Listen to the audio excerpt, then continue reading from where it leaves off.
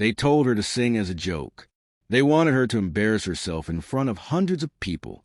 But when Maya Johnson opened her mouth, the entire auditorium fell silent. The bullies stopped laughing. The judges stopped writing. And in that moment, everything changed forever. This is her story. Lincoln High School Talent Show, Chicago, 2019. Maya Johnson was sitting in the back row, watching student after student take the stage. She wasn't supposed to be there.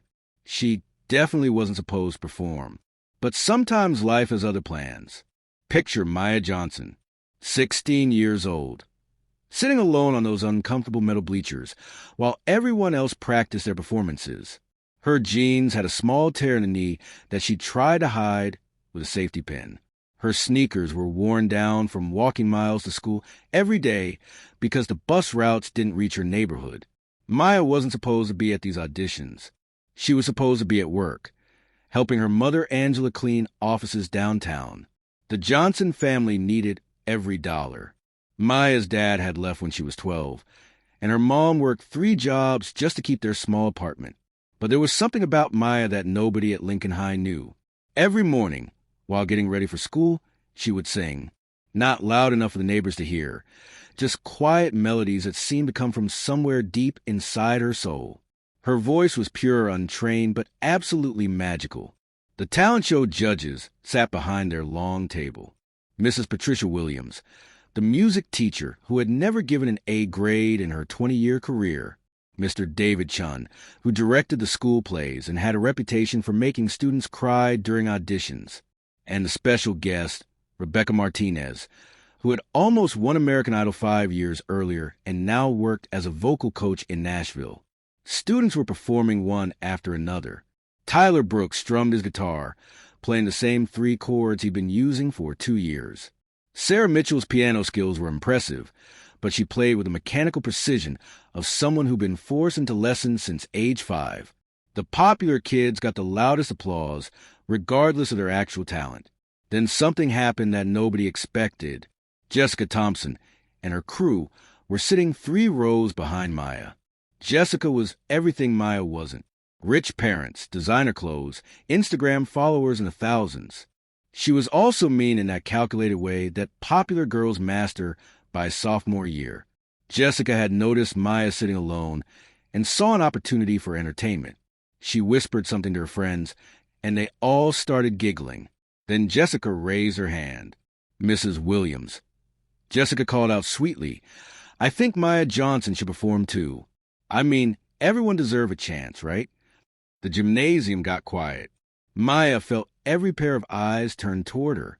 Mrs. Williams looked confused, checking her list again.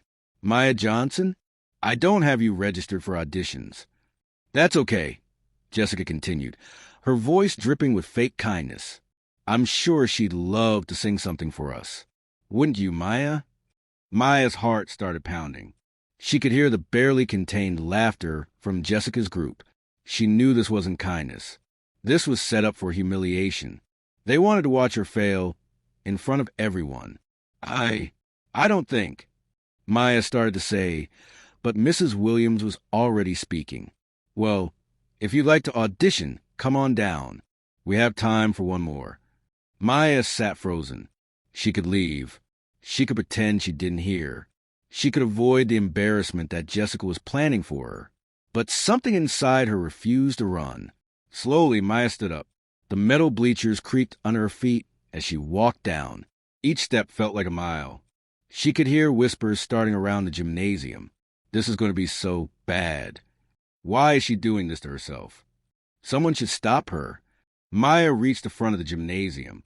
The microphone stood on its stand like a challenge. Mrs. Williams looked at her with a mixture of curiosity and concern. "Do you have music prepared? An accompaniment track?" Maya shook her head. "No, ma'am. Just my voice." Mr. Chin leaned forward. "Do you have a song in mind?"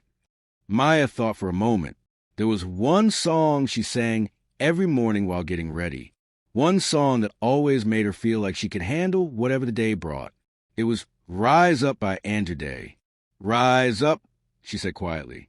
Rebecca Martinez, the guest judge, looked up from her notes for the first time that afternoon. Something in Maya's voice when she said those two words caught her attention. Maya approached the microphone. Her hands were shaking, but she gripped the stand to steady herself. She looked out at the crowd of students.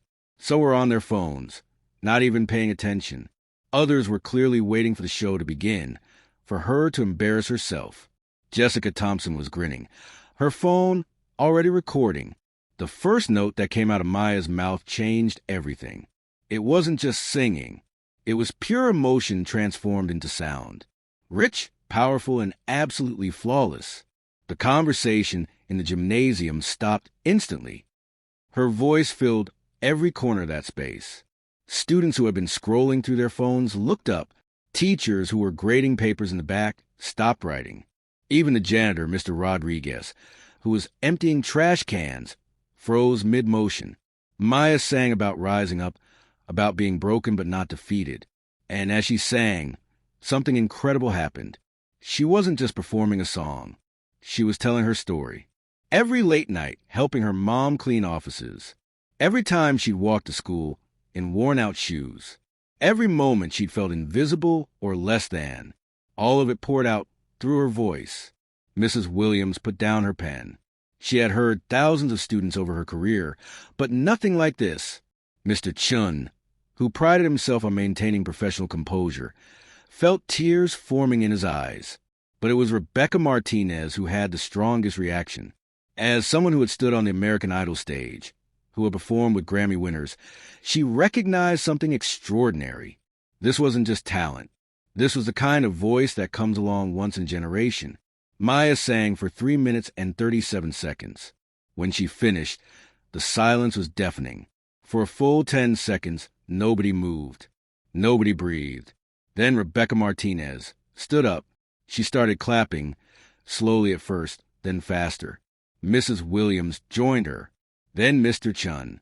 Then, one by one, every person in that gymnasium rose to their feet. The applause was thunderous. Students were cheering. Some were crying. Even Jessica Thompson had stopped recording, her mouth hanging open in shock. Maya stood at that microphone, overwhelmed. She had expected laughter, ridicule, embarrassment. Instead, she got the first standing ovation of her life. Rebecca Martinez walked over to Maya, ignoring protocol completely. "Honey," she said, her voice shaking with emotion. "How long have you been singing?" Just around the house," Maya stammered. "Have you ever had lessons? Any training?" Maya shook her head. "We can't afford." Rebecca held up her hand. "We need to talk. After this audition, you and I need to have a serious conversation."